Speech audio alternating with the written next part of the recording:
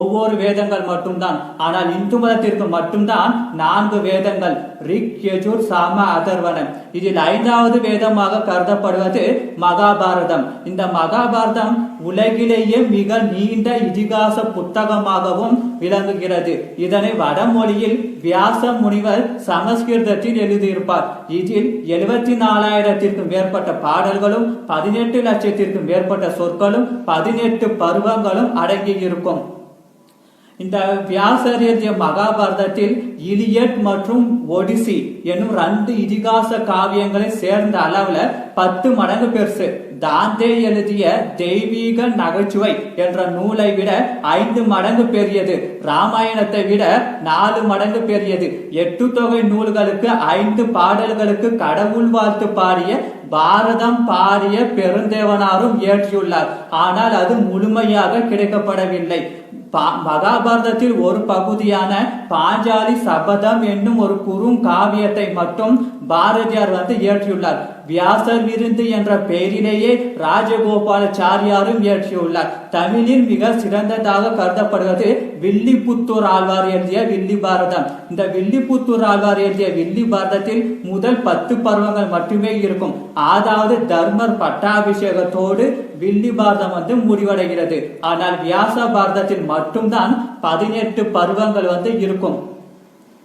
ஆதி பருவம், சபா பருவம், ஆரணிக பருவம், விராட பருவம், உத்தியோக பருவம், பீஷ்ம பருவம், துரோண பருவம், கர்ண பருவம், சல்லிய பருவம், சௌத்திக பருவம், ஸ்திரீ பருவம், சாந்த பருவம், அனுசாசன பருவம், ஆசிரம வாசிக பருவம், அஸ்வமேத பருவம், மௌசல்ய பருவம், மகா பிரஸ்தானி பருவம், சொர்க்க பருவம். இதில் முதல் 10 பருவங்களான சௌத்திக பருவம் வரை மட்டும்தான் இந்த வில்லி பாரதத்தில் இருக்கும். இந்த வில்லிபுத்தூர் ஆழ்வாருடைய தந்தை பேர் வீரராகவர். இவருக்கு 12 ஆழ்வார்களில் ஒருவரான பெரியாழ்வார் மீது சிறந்த பக்தர். அதனால் அந்த பெரியாழ்வாருடைய இன்னொரு பெயரான வில்லிபுத்தூரார் என்பதையே தம் மகனுக்கு வில்லிபுத்தூர் ஆழ்வார் என்று வைத்ததாகவும், ஸ்ரீவில்லிபுத்தூரில் சில காலம் வீரராகவர் வாழ்ந்ததால் அதனால் அந்த ஊர் பெயரான ஸ்ரீவில்லிபுத்தூர் என்பதையே தன் மகனுக்கு வில்லிபுத்தூரார் என்று வைத்ததாகவும் சொல்லப்படுகிறது. இந்த வில்லிபுத்தூர் ஆழ்வார்கிட்ட எதற்காக நீங்கள் இந்த மகாபாரத கதையை எழுதுகிறீர்கள் சொல்லி கேட்டதற்கு, முன்னும் மாமரை முனிவரும் தேவரும் பிறகும் பண்ணும் மாமொழி பாரத பெருமையும் பாரேன், மன்னும் மாதவன் சரிதம் இடையிடை வழங்கும் என்னும் ஆசையால் யானும் இது இயம்புவதற்கு இசைந்தேன் என்று வில்லிபுத்தூர் ஆழ்வார் சொன்னாராம். அந்த மாதவன் ஆகிய கிருஷ்ணரோட சரிதம் மகாபாரதத்துல அடிக்கடி அவர் போவதால தான் நான் இந்த மகாபாரத கதையை எழுதினேன்னு சொல்லிட்டு சொன்னாராம். இந்த வில்லிபுத்தூர் எழுதிய வில்லி பாரதத்தில் கடவுள் வாழ்த்து பாடலாக அமைந்துள்ள பாடல் எதுவென்று சொல்லி பார்த்தோமானால், நீடாதி உலகத்து மறை நாளோடு 5 நிலை நிற்க வாடாத தவ வாய்மை முனிராச்சன் மாபாரதம் சொன்னால், ஏடாக வடமேற்கு வெப்பாக வெண்கூற எழுத்தானித்தன் கோடாக வெளுதும்பிரானை பணிந்த பின் கூர்வம் மாறோ என்று கடவுள் வாழ்த்து பாடல் இடம்பெற்றிருக்கும். இந்த மகாபாரதத்தில பெயர் காரணம் என்னவென்று சொல்லி பார்த்தோமானால், பார் ரதத்தால் ஓடிய கதை என்றும் பாறை அகம் செய்த கதை என்றும் சொல்லப்படுகிறது. இந்த தேவர்களுக்கு ஒரு சந்தேகம் வந்துவிட்டது. 4 வேதங்கள் பெரியதா இல்லை இந்த மகாபாரதம் பெரியதா என்று. உடனே விநாயக பெருமானோ ஒரு தராசு கோலை எடுத்துட்டு 4 வேதங்களையும் ஒரு பக்கமும் மகாபாரத புத்தகத்தை ஒரு பக்கமும் வைக்கும் போது 2மே ஒரே நேராக நின்றதாம். 4 வேதங்களுக்கு தேவையான ஒரே ஒரு மொத்த புத்தகமாக இந்த மகாபாரத புத்தகம் அமைந்துள்ளது.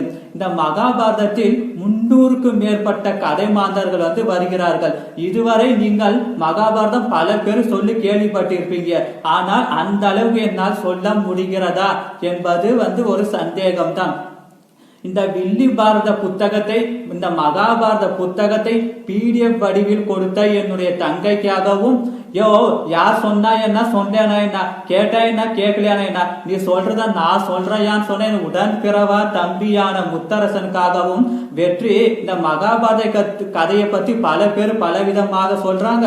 ஒரு டைம் டிராவல் இருந்தா அந்த காலத்துல போய் பார்த்துட்டு வந்து நான் கன்ஃபார்ம் பண்ணிப்பேன்னு சொல்லி நடக்காத ஒரு விஷயத்த நடக்கிற அளவுக்கு யோசிக்கிற என்னுடைய நண்பன் சதீஷுக்காகவும் இந்த மகாபாரத கதையை என்னால் முடிந்த அளவுக்கு சொல்கிறேன்.